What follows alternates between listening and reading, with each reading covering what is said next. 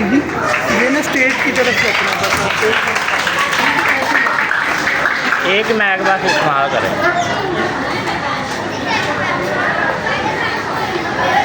माशाल्लाह बेहतरीन परफॉर्मेंस बच्चों की।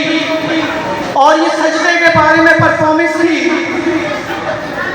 इनाम इकबाल ने कहा है कि वो एक सजदा जिसे तू गिरा समझता है, वो एक सजदा